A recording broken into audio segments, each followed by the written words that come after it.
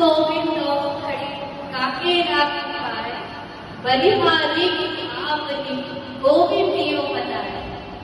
आज आई गुरु और शिष्य पर एक बहुत प्रस्तुति बच्चों ने तैयार की है। आप सभी को गुरु पूर्णिमा की बहुत बहुत शुभकामनाएं। हमारे बच्चों पर गुरु और शिष्य पर एक नाटिका तैयार की गई है, जिसमें बच्चों को ये सिखाया जा रहा है कि गुरु का स्थान शिष्य के लिए सर्वोपरि होता है। आज हम गुरु और शिष्य के संबंध को बहुत अच्छी तरीके से सीखेंगे और बच्चों को नाटक द्वारा उन्हें समझेंगे। आइए आप और हम मिलकर उस दृश्य को देखते हैं। 5000 साल पुरानी बात है। उस समय सभी छात्र आश्रम में शिक्षा ग्रहण करने जाते थे। उस समय विश्व के सबसे बड़े धनुर्धर के महारथ गुरु द्रोणाचार्य जी को हासिल थी।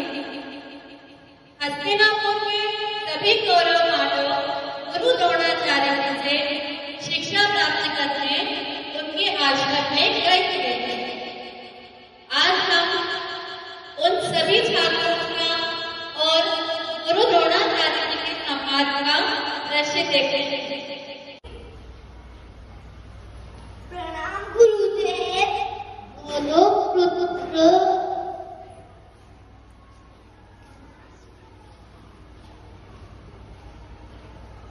मैंने आप सभी के लिए एक परीक्षा का आयोजन किया है, वो आप सभी को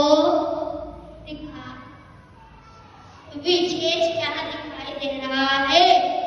पहले तुम बताओ। मुझे पेट की पत्तियां दिखाई दे रही। अब तुम बताओ।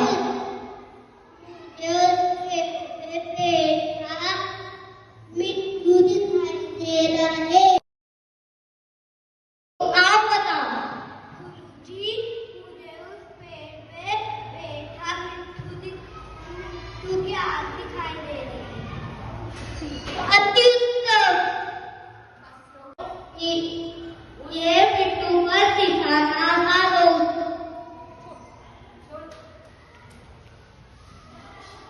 अति उत्तम।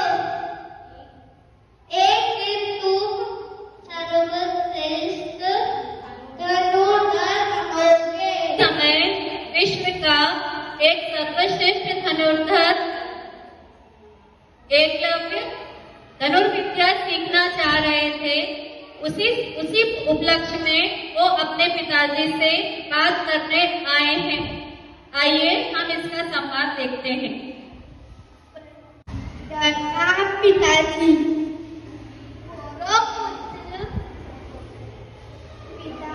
मैं धनुर्विद्या सीखना चाहता हूँ। मुझे गुरु से शिक्षा प्राप्त करना है। ये पुत्र हम शुद्ध जाति के लोगों को धनुर्विद्या सीखने का अधिकार है। आशीर्वाद कीजिए। एकलव्य वन की ओर चले जाते हैं। आश्रम में गुरु द्रोणाचार्य जी अपने सभी शिष्यों को धनुर्विद्या का अभ्यास करा रहे होते हैं। उस धनुर्विद्या के अभ्यास को देखकर एकलव्य भी वहां आते हैं।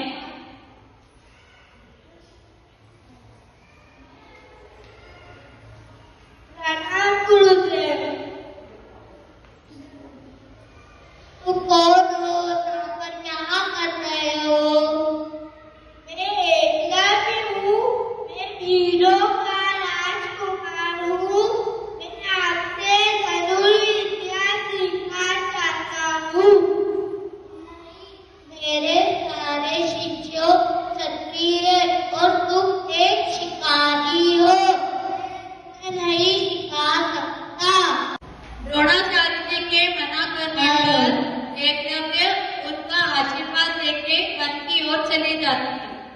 गुरु द्रोणाचार्य जी से अभ्यास नहीं सिखाने के कारण एकलव्य वन में इधर उधर भटकते रहते हैं। कुछ देर बाद वो सोचने लगते हैं कि ऐसा क्या करूं, तो वो गुरु द्रोणाचार्य जी की प्रतिमा बनाते हैं।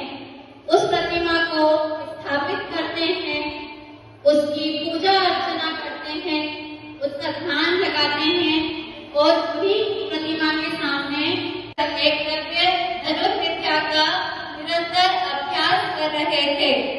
उसी वक्त उस जंगल में एक श्वान भौंकते हुए वहां आया और गुरु द्रोणाचार्य जी की प्रतिमा को देखकर भौंकने लगा।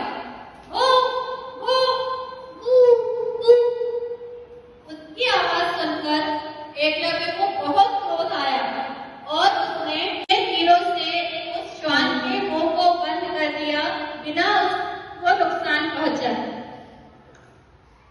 जब एकलव्य ने उस श्वान के मुंह को बंद किया, यह सब वहां पर वृक्ष के पीछे छुपे हुए छात्र देख रहे थे।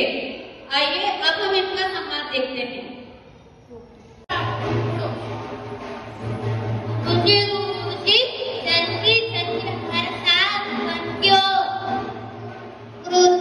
क्या हुआ?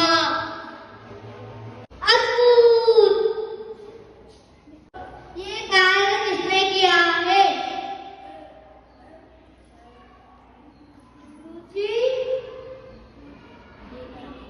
मैंने किया है। आपके गुरु कौन है? आप ही मेरे गुरु हो। मैंने आपकी मूर्ति बनाकर अभ्यास किया है। द्रोणाचार्य जी सोच में पड़ जाते हैं, क्योंकि वो अर्जुन को विश्व का सर्वश्रेष्ठ धनुर्धर बनाना चाहते थे और उनके सामने एक और श्रेष्ठ धनुर्धर एकलव्य के रूप में सामने आ जाता है। आइए अब इसका संवाद देखते हैं कि गुरु द्रोणाचार्य जी क्या करें। मैं आपका गुरु हूँ, तो मुझे गुरु दक्षिणा दो। मांगिए। मुझे तुम्हारे दाएं हाथ का अंगूठा चाहिए। द्वारा अंगूठा गुरु दक्षिणा में दिए जाने के कारण गुरु द्रोणाचार्य जी की आंखों से अश्रु बहने लगते हैं। इस गुरु दक्षिणा को लेकर गुरुजी एकलव्य को गले लगा लेते हैं। एकलव्य की इस गुरु दक्षिणा से प्रसन्न होकर गुरु द्रोणाचार्य जी कहते हैं कि दुनिया में जब भी गुरु दक्षिणा का नाम आएगा, सबसे पहले एकलव्य का ही नाम आएगा। धन्यवाद।